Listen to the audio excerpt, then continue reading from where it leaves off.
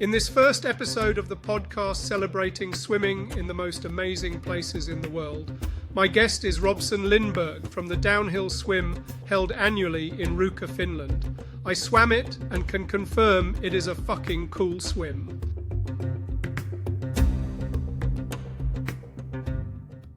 The reason I was keen to do this is I actually found the downhill swim kind of almost life-changing, and I kind of explain a bit about that as we go through the podcast. But I came out of it and I said to my friend Giles, who was my swimming partner, I said, that was a fucking cool swim.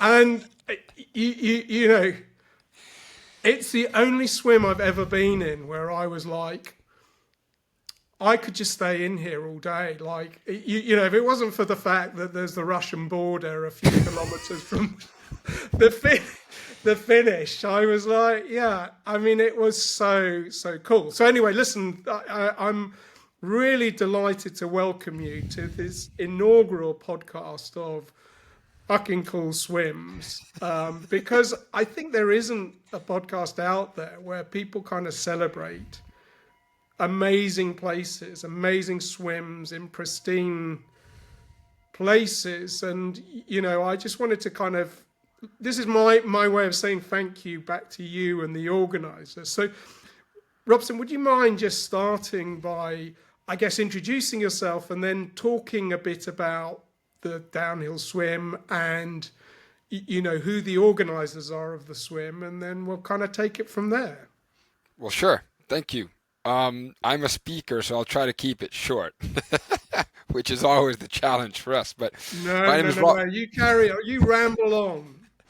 My name is Robson Lindberg. I am very, very thankful, and it's really cool to be the inaugural guest of fucking cool swims. I actually love the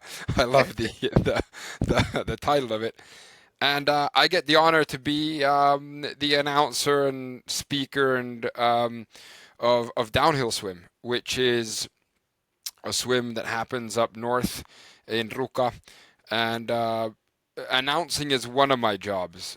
I actually got handed a mic by accident in 2018 while I was in the midst of my traumatic brain injury rehab. I got checked in a hockey game and I got 8-point brain bleedings and whiplash, and I learned to kind of crawl and write again, and then basically around that, everything around that, basically learn how to live again. And then I got handed a mic by accident by a guy in Lahti, which is actually where the organizers of the downhill swim are from. And I've been announcing ever since. I've been speaking ever since. I decided to become the world's best traumatic brain injury patient because the doctors told me to... Their literal quote was, that you're so medically so far gone that there's no use in rehabbing you financially. And wow. I was kind of left to my own demise, and I was 30 at the time. And this was coming on 9 years ago. And from there, you know, I've kind of got rid of a lot of the symptoms, but, you know, I still have a lot left, but I kind of managed to live with them. And yeah, I mean, one thing is to announce Ironman events, cycling events, downhill swim, and then because I'm a hopeless entrepreneur, I jumped into a business that my friends have, which is selling suits, made-to-measure suits. And I'm here in our office. We're by appointment. Yeah, they kind of did a European supply chain, which no one does in Finland, and I've always loved suits. I mean, can you know, a nice... Anyway, I'm not gonna get into... I could talk for hours about that. We'll save that for the other podcast. Suits you, sir. Yeah. But talking about the downhill swim and you said it changed your life. It's funny because I got a call. I think it was in 2019 from the Ruka area. His name is escaping my mind now, actually, and I didn't write it down yesterday when I spoke to Kalle about it. And they said, look, you announce events, that we should do something here, some summer event. And I said, yeah, I'm an announcer, but I'm not really an organizer, but I know a few guys who are really good at this. And they've been organizing there's a company called Triathlon, which has basically been the birth of Finnish triathlon, which got our now president, former prime minister into it, and Kalle and Antti, and then Antti's wife Tiina, who's the race director of downhill swim. She's one of the most decorated triathletes in Finnish history. Right. But then you have Kalle and Antti, who are kind of the masterminds, devil's advocates, just clowns in a good way, but with a very, very serious touch of fun. And then I told the guys from Ruka to call them, and they kind of looked at the area, and they said, "How about we swim downhill? You know, how about we use Oulankajoki? And who doesn't like to swim with the current?" Oh my gosh. And let me just check my notes because it was the funny thing is that Oulankajoki is in the middle of a national park. And like you said, it flows through the national park, and then it flows out of the national park, and then there's a stretch, the finish line where we are, right? That's not national park anymore. And then from there, it's like a kilometer or two, and then there's a fence. And the fence is the Russian border. Well, I didn't realize the border was so close. So. Exactly.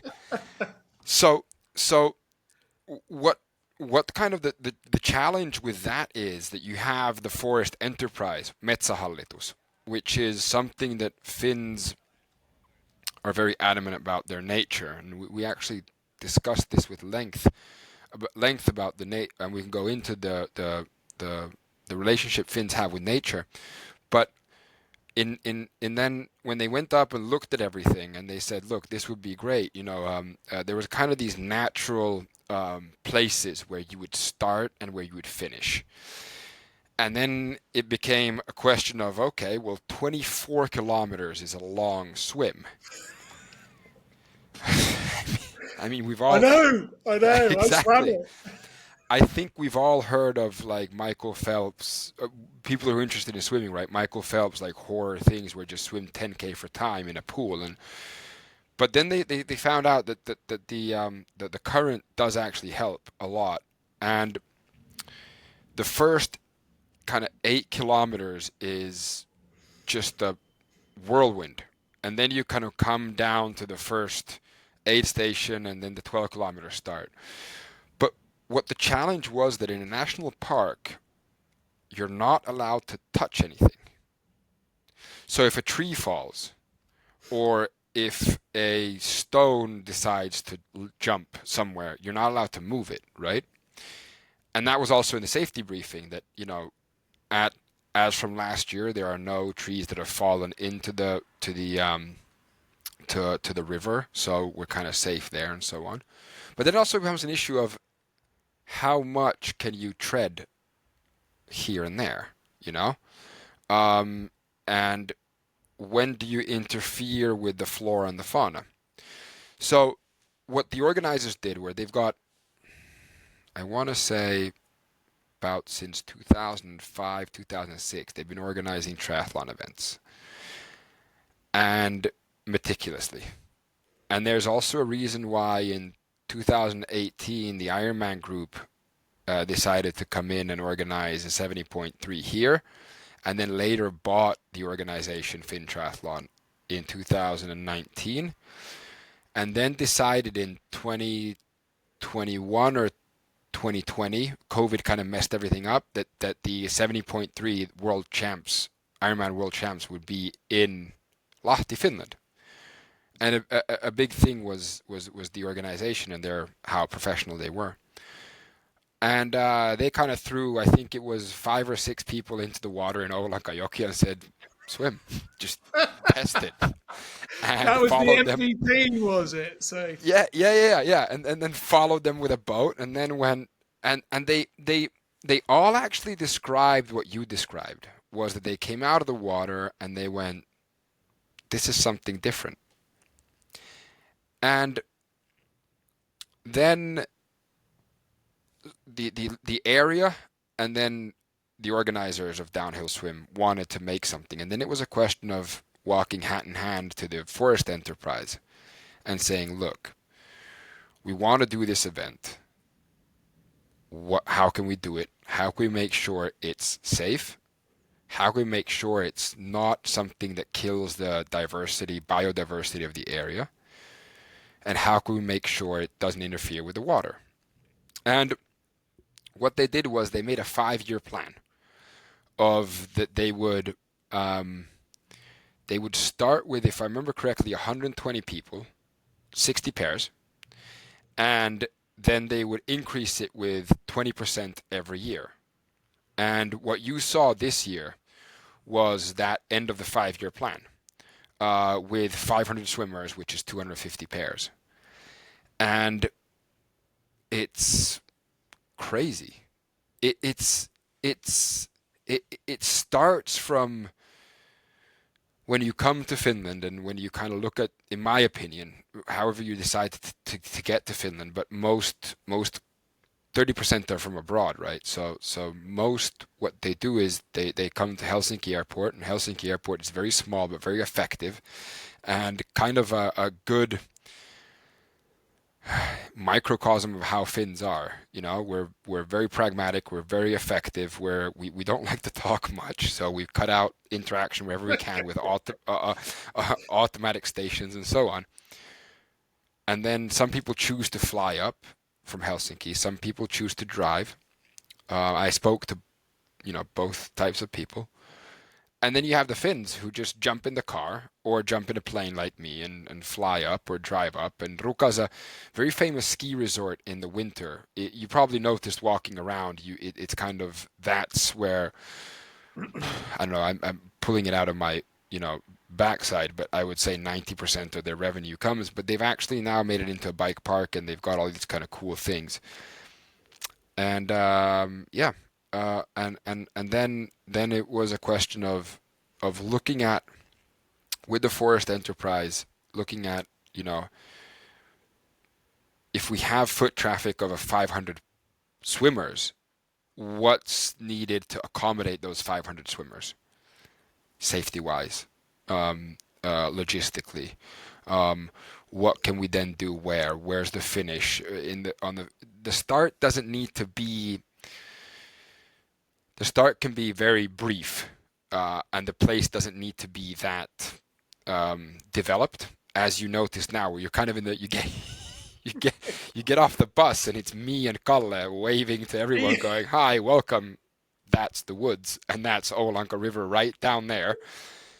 Just, change, chuck your bag into the truck, and then put your goggles on and start swimming." But the swim finish is then something which is not a part of the national park. It's land that is then rented for that day or that weekend, and it's a beach, and that then gives us more leeway. We have some music playing, we have a food tent, we have a drink tent. Naturally, because in Finland we have saunas too in tents, and then we have a small kind of victory alley, if you want to call it that, when you come out of the water, and then you get high-fived, and I'm there to greet you, and all of these issues are things that then need to be approved by the forest enterprise. And what we're looking then is, and here we come into the safety issue, is that you need aid stations along the way, and you need to have ambulances, first aid people, and not only first aid but also doctors and nurses. And coming into the safety issue is, that's why you swim in pairs, because evacuating someone from that place is, I mean, you got to swim, right? And I've actually never swam it. I was supposed to swim it in 21, but I got there and I got some infection and I hallucinated in my hotel room for a night and then I flew home. But what you see behind the scenes and how much you have to drive and how small the roads are and actually you didn't see the 12-kilometer start, but the No, 12-kilometer no. start is a lot smaller and it's a lot, but that's where we have ambulances among other places. But evacuating people is really hard, so that's why you swim in pairs, because if you need help, the person is next to you immediately. So I guess now I've rambled on for a good. No, look, I think, I mean, I love it because you've given the history and you've sort of started setting out the parameters. And I think often when people do these organized swims, what they don't see is the amazing, this sort of all this organization which goes on behind. And I think it's fantastic. And, I mean, I'll give you my sort of experience, like, because I'd seen or heard about the downhill swim through a friend of ours, I think, a lady called Monica who works for a company called Infuse in Finland, and her son had done the swim last year. My brother's old boss. This There is you how go. small the So world is. it's a small world. And I saw it on LinkedIn and I was like, oh, that looks very cool. So, and my ADHD brain kicked in and I was like, I've got to swim that. And I couldn't stop thinking about it. So I had my alarm set for when, went live on I think it was like the 1st of October or something last year. And, managed to get a place for myself and my friend Giles, who swam Yep. with me as my partner.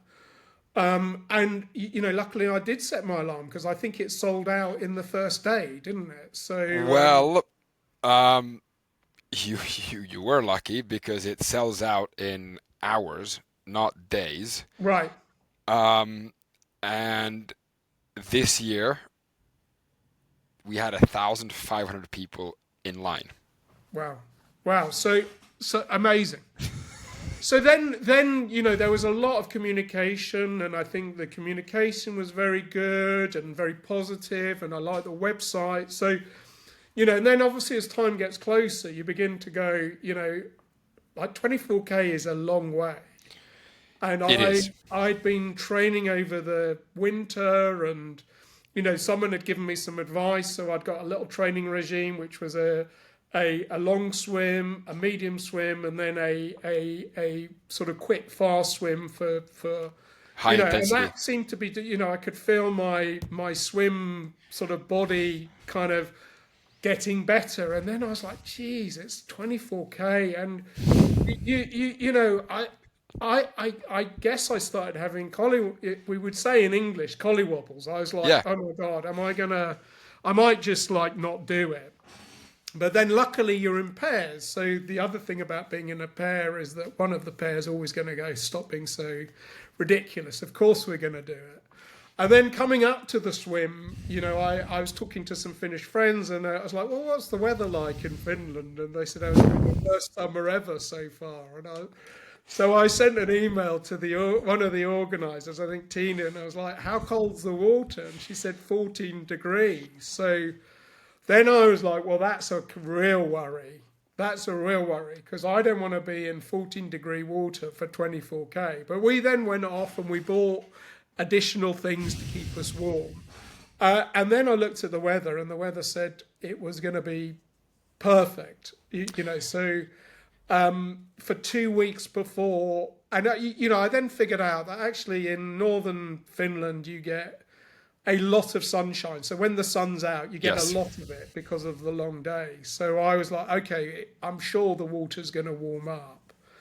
And you're actually really lucky because we've been really lucky the past 2 years. First of all, the current or the water level is very high, and then also the fact that we have had good weather. And I wrote it down because Kalle told me the water temperature fluctuates, and it was 10 degrees colder a week before, just a week before the water. Wow. So you're right. First of all, that time of year the sun doesn't set in Finland, which is also just completely crazy for people coming in. For us, it's pretty normal, but yeah, which is yeah. My favorite stat is that in 2009 in December we had 9 hours of sunlight in total in December, but then we get a lot of it during the summer, right? Yeah, But yeah, so you yeah, yeah, yeah. but yeah, you're right, and that's you know the swim times also vary depending on how high the water level is. So that's also a thing. Well, So yeah, yeah, and I think so. I then was like, I'm just going to give it a go. Because the weather had improved. I mean, I would have done it anyway, but I think I was feeling a lot more comfortable about it. you And weren't then, the only one. yeah. So as you say, we flew into Helsinki. We had a night in Helsinki. And then I was like, we were surrounded by Brits in what's the sauna place called in Lowly. Helsinki? Lowly. Yeah, yeah. Yeah. A So must visit for anyone. Yeah, yeah, for yeah, anyone yeah. coming in. And I was like, there's a ton of Brits around here. And then the sort of penny started dropping that maybe these were also going to the swim as well. And then we got to Ruka, amazing, because I mean, you kind of wander off the plane in Kusumo where we got the plane to, and it's sort of like a wilderness basically. And the first It's thing not you a big almost airport. I wouldn't no, even call it an airport. I call it an airstrip. yeah, but it's very cool. But then almost the first thing you run into is reindeer. So you've got reindeer all over the road. And anyway, got to Ruka, and very very cool place. And I think for anyone who's not experienced 24 hours of sunlight, it's like an awesome and the temperature was 20. It was like the Caribbean, to be honest. But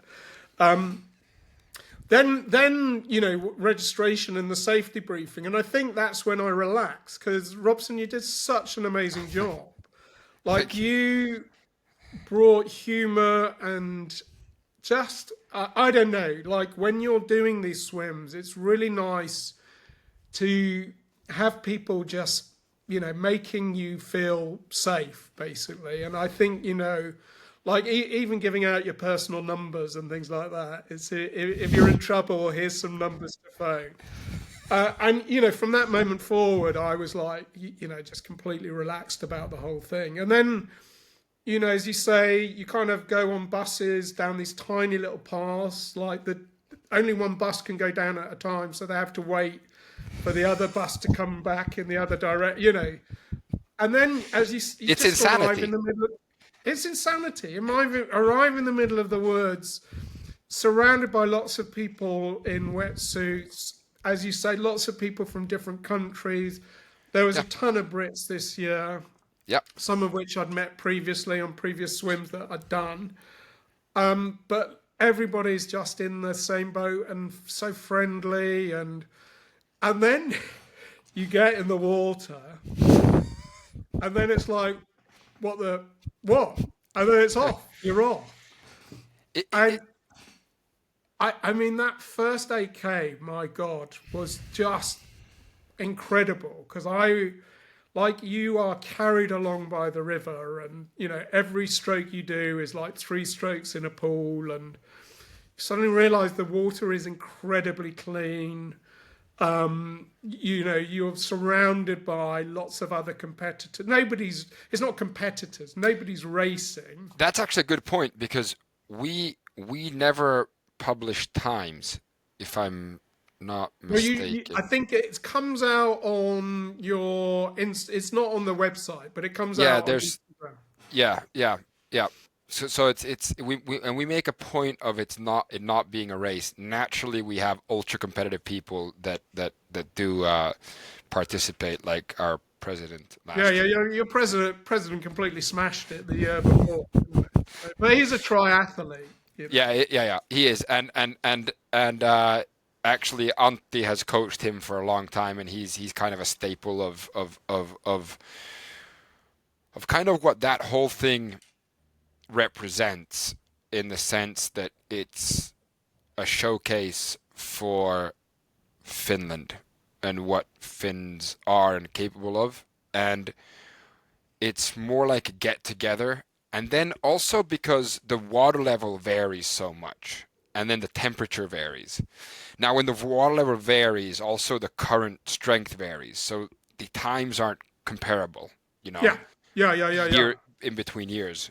And then, yeah. And then also, I mean, if you don't have an official timing, which is really hard to do in one of those things, then it's just, yeah. Anyway, but yeah. But I think it's useful at the other end. Like, I mean, everybody's wearing their watches as well. Yeah. But it's useful at the other end just to know, like, you know, for bragging rights, how long you were in the water. Oh, that's the first thing that starts. People go, wait, what was your? I mean, and then it's friendly banter all the way. I mean, in a few WhatsApp groups, I mean, the banter starts months before, about who's going this year and so on. So yeah. I mean, it's there, but you're right, and just to clarify, when you say the first 8K, we do not have an aid station from the 24 kilometer start to the first 8 kilometers. And people gasp at the info. They go, and then it's like, don't worry, you won't notice that you've swam 8K, because that's where the current is the strongest, and you'll just get there. And it was, I mean, in the briefing, you had said, look, every now and then, put your head out the water and look around. And, you know, I did that. And it's just like being, it's such a beautiful place. I mean, I sort of feel quite emotional thinking about it, because it's pristine wilderness, and there's so few pristine places, you know, and I think the Finns have done such a good job of kind of looking after their national park. Well, I mean, everywhere you go in Finland, everything's spotless anyway, you know. And I think you talked about the culture of you know, nobody leaves rubbish, and we weren't to leave rubbish. And you know, I think it's fantastic that people have responsibility for themselves. You know, so. But it's sort of like you look up and you look at this place and you go, geez, this is what we should have everywhere, is pristine wildernesses, you know. And I felt like really blessed by the whole thing. So that first 8K is magical. And the other thing that you had said is sometimes you'll be swimming along and it will get very shallow and you'll have to stand up anyway. So, you know, you kind of find yourself Supermaning down the river and then running aground, particularly if you've got a bit of a belly like me. And then a keel.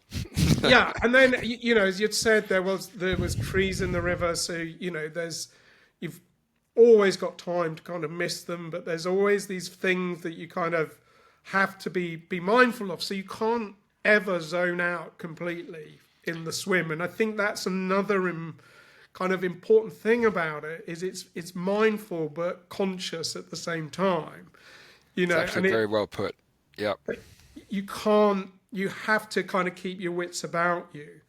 And then you kind of get into this rhythm, and then the stations start appearing, and you know, you get past the 12K swim starting point, you then start getting aid stations every 2K, and it's great because you're getting out and they're asking, are you okay? And I know that there were a few people who got asked to stop swimming because they'd got out and, you know, weren't okay. So it's good to have that check from a safety point of view. But the sun was out, and you know, just, it was standing around in a wetsuit on a beach on the Olanka River in the middle of nowhere. I mean, there's nothing quite like it. But as I say, you know, by the end of the swim, I just wanted to carry on. Like, I think I'd still be swimming it today, because it was just. And you're not the only one. You're not the only one. It sounds really weird, but people get out of there and go, I should have gone for the 24. Yes. And then they go, it's over. I did 20. I can't believe I did 24. Well, I think that's, you kind of, the distance the bragging rights come later, because I think then, what I had was a sense of wonder, like, and I don't want to overplay it, but it was a real sense of wonder. Like, this is how swimming should be. This is like, and of course, it's made better because of the current, and the temperature was perfect. Now I'm in my head playing out like, if I do the swim again and it's like 12 degrees and the flow's less, what would that be like? But that would be a different experience, and you'd have a very different experience of the river. But yeah, and but reaching the finish line, yeah, it was just wonderful. And the first face you see is yours, obviously, as you kind of come across the line. Yeah. And then it was straight into a sauna. So I think that was lovely. I mean, that's you touched on a few things. Actually, one thing I do wanna go back on is that I've done a lot of athlete briefings, and I do them for Ironman, and I do them for cycling events, and I do them for cycling events and running events, and then downhill swim, and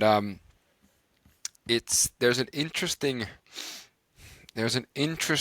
vibe in that room where we are, because it's a conference room that is absolutely magical, because of one of the walls is just completely windows, and you see out into the vast forests of Finland, where there are cabins, but you don't see them. That's the way they're built, and that's what Finns are really adamant about, is living with the nature, not on nature, if you get the distinction. And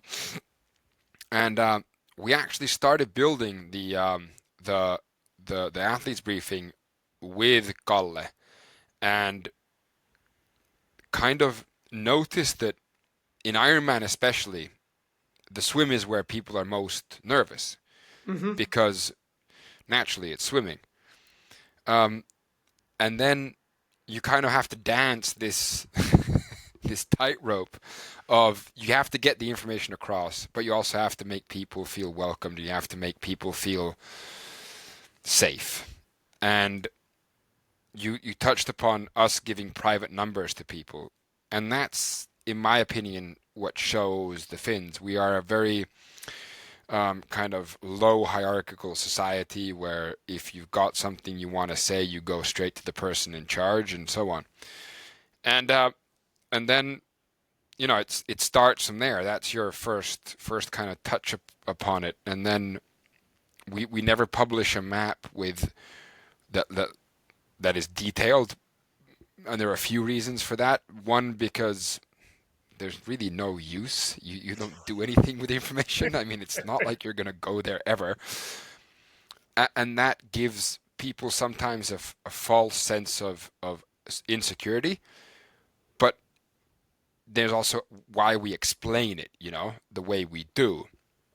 And but then behind the scenes, everything is meticulous, and you won't find a flaw anywhere. And I'm getting now to what I wanted to talk about too, which you wanted to talk about, is how everything is so clean in Finland. And I think there are a few reasons for that. And I actually spoke to Kalle, and I spoke to a few people. So it's just, I wanted to check that my opinion is not just, me just imagining things. But first of all, if you look at Helsinki, if I drive 15-20 minutes from the city center, I'm in the woods. For a long time, and that's the capital of Finland, right? For a long time, the Finns made a large part of our GDP came from the forest industry. Paper industry, and then just logging and yeah. And then Finns love to be in nature. We love the sauna, and the best thing you can have is a sauna and the stove, the sauna stove, is wood fired, right? Then in the hierarchy next is like below that is electric sauna. You can actually see a visceral reaction of Finns when they go into sauna. Go, oh, jeez, it's electric. Well, whatever. Anyway, Yeah, you know, has to be Narvi, doesn't it? yeah. And If you do have electric, so yeah, exactly. And and then we most of us have, or not most of us, but a lot of people have country places where they either they own them or they rent them in the summer, or then they go sailing, or then they go camping, or and and most of us aren't Outback Jack, you know. But I would say on a level compared to, you know, anywhere else in the world, barred the Nordics, our level of Outback Jack for every person is here versus, you know, someone from, you know, take a major capital city in any other country is kind of like down here. And a part of that is that you take care of nature. You do not leave anything in there that's not supposed to be there. If you go into nature, you are respectful. You don't start chopping down trees just randomly. You don't set up fires anywhere. And there's a funny fact, in our national parks, there's not a single trash can because you're expected, you know? well, Uh, and also, we have national service in Finland. Any male that's between 18 and 27 that's able-bodied does the military whether they like it or not. You know, if you don't show up, you get picked up. and and women can also do the national service, national military service if they want to. Naturally, of course, if you have religious beliefs that or other beliefs that don't coincide with that, you can do civil service and so on. But the majority of men spend a significant time, 6, 9, or 12 months, in my time it was at least, in the army. And we're in the woods a lot. And you, by God, you pick up every single piece of trash when you're there. And, you know, it's for us, it's a place of calm and it's a place of serenity. And what we then, in the info is, without being obnoxious or without being an ass about it, we just try to inform you that this is the way we do it. And the funny thing is, it's actually been noted in the area that the event picks up more trash than it leaves. Which is, you know, you have people come up to the aid station, you go, I found this. yeah, no, I found myself picking up stuff from a beach and putting it in the trash. So, And then there's also the fact that if you go to our eastern neighbors that we share a long border with, they don't care about nature. And I think there's also, because of history, there's a very, very deep-rooted effort to not be like them in that way, you know, where you just drive over the border and you see trash everywhere. I mean, look, I haven't been for a long time, and it might have gotten better, but yeah. So those are kind of, yeah. but I think it's part of the national psyche, and I think that's Yes. like you know when we come as visitors, you feel that, you sense that, and then you know in an event like the downhill swim, you benefit from that massively. And I love what you said is we live with nature, not on nature, and I think philosophically that has to be the right approach. And you know, if you'd be horrified if I've got lovely woods around me, and you go in there. And Well, I've lived in England. I lived in England for 4 years. well, there you go. So you wander into the woods and you see McDonald's everywhere, and you know, it's anyway. I mean, I think it's as I say, you pick up that, and we benefited from that. But you know, I also just wanted to talk a bit about the future of the downhill swim as well, because the registration for next year is opening soon. I'll get my alarm clock set for that, and We thank you for that. We appreciate yeah, that. I'll be crossing my fingers and hoping for the best. But you're sort of through the 5-year plan. What's kind of next for the downhill swim? I mean, I guess one of the things that I was very struck by is that that's one place to swim. There must be hundreds of other places that people could swim in Finland. You've got lakes and rivers, and it's possibly a lot of it is undiscovered in terms of swimmability. But anyway, that's for another discussion. Yes, What's going to and happen with the there are a lot of people that want that to remain that way, undiscovered. I'm sure. but, but you're right. And the organization has done another swim, which is in Imatra, which is it's a similar river that or the river actually ends in a dam, which has been a hydro power plant for I can't remember how long, but that's one more thing that they have added to the calendar. The downhill swim has cemented its place in the calendar. Right. And from what I've heard, it's just a question of, what weekend it is, and registration will be opening soon. So I don't think that there is another place that is as magical, because kind of everything comes together there. You have that sand beach with the finish, and you have that start where you have the start, for the 24 and then for the 12, and you have the infrastructure that barely supports it, but still does support it, That's why And we then need you've two got starts. Ruka and places you can fly it, so it's Yeah, easy. exactly. Yeah. I Exactly. was going to add just one thing, sorry. Yeah. To drive from Helsinki to Ruka is about 10 hours, which I know for Finns is a short hop in the car, but for most of us it's quite a long way. So Yeah, I do I do travel so much during the year that I can't sit in the car for 10 hours. It gets, no. and then, also actually I think now that I've been there for, I think this was the third year in a row.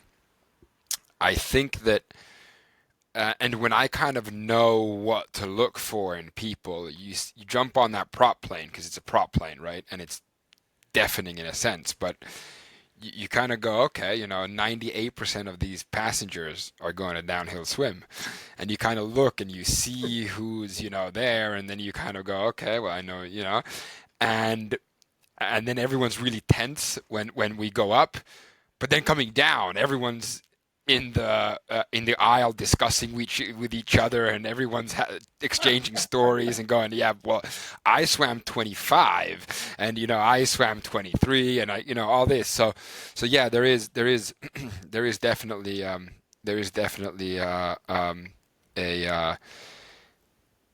camaraderie to it, and also we have awards, yes, but we don't have any. It's not a race, right? And then the relief of people is palpable also at the awards, and we've been blessed with great weather, so we've been able to have them outside for a few years now. But yeah, it's the yeah it and it's actually, since I lived in 5 countries before I was 11. So I'm kind of 1 foot in the culture and 1 foot outside of the culture. And I only learned Finnish when I was 11, when I got put in a school where you spoke Finnish and English. So for me, it's not. I don't take it for granted, but it's been cool to see the organization and how they process the feedback from people that aren't Finnish, when we almost take it for granted here that there are these kind of places. We go, well, it's Ruka, For you, it's I don't know. It's what could I say? It's like kind of seeing the Big Ben or Buckingham Palace or something like that. It for us and for us it's a place where so it's funny because the first year when I was there and there were people that weren't Finnish, and one of the organizers came up to me and said, someone came up to me and thanked me for a spiritual experience, and I said, yeah, it's not. And they said, but it's just Finland. And I said, well, you know, so yeah, I know, and I think it's part of the charm of the Finns is how understated everything is, and I think you know. But I also think like I was reflecting on the swim, and I'm probably doing myself out of a place by doing this podcast because hopefully people will listen to it and want to come. So I'll have to get my alarm clock even set earlier. But I'll give you I really think the Finns need to celebrate like how I mean genuinely it was one of the fucking coolest swims I've ever done. And thank I you, mean, and so I think it's worth celebrating. And I think you as organisers did a brilliant job. As I say, when we went into that conference room, you managed to calm everybody down with how you approached it. So, thank you, thank you for that as well, because you want to go into these things and enjoy them. Everybody's always going to be nervous, but what you don't want is a sort of overwhelming sense of dread. And I think for some of us, that was kind of removed by the brilliant presentation and reassurances around safety. And I think as you say, everything all came together. Like the conditions were perfect, the river was perfect, the participants were perfect, everything was kind of perfect. So I just wanted to thank you. celebrate that. Well, thank you, and I just want to say, I, I'm I'm only the announcer. I get to be the face that you guys see, but the people that actually organize this they are top notch, and it's pretty cool because actually just some stats. Um, 65% are women that Wow, show up. Yeah, and the average age is around 40. 30% foreigners and 15 nationalities. I know that was awesome, 15. awesome. We had I think there were 3 or were they 5 who flew all the way from Australia to do this. I know, I I know. mean, what? you know? Well, look, I would definitely, if I was in Australia, I would say definitely it's worth every minute of it. Because it's a very special swim. Thank you. One thing you said how understated the Finns were. I'll give you another example of how understated the Finns are. Last year, the president showed up, and he's. I mean, this is not a political statement or anything. I happen to know him from triathlon before and so on, but uh, he's he's so cool. He shows up and and on race morning, and he was there with everyone else. He had his security detail with him, which you could not really notice there was a security detail. He had one security guard on a stand-up paddleboard who actually paddled next to him all the way with a 9 mil on his side, and then he came up from the water with everyone else, and he sat and ate with everyone else, and then he disappeared, and then he came to the prize giving ceremony, and he had I think 3 or 4 security guards with him, and they're always there, and there are a lot more of them, and all this kind of stuff, but you don't really see it. And yeah, and I think he was second or third fastest last year. He wasn't fastest, but he was second or third fastest last year. Yeah, I know he put in a good shift, but that's amazing. It's amazing to hear. So, So yeah, well, listen, thank you so much for joining me. That's been a thank you. really, really good um, background to the swim and understanding of what goes into it. I think for many people who are swimmers, it's a kind of wonderful thing to hear about, like the organisation that happens, why the place was chosen. So thank you so much for that.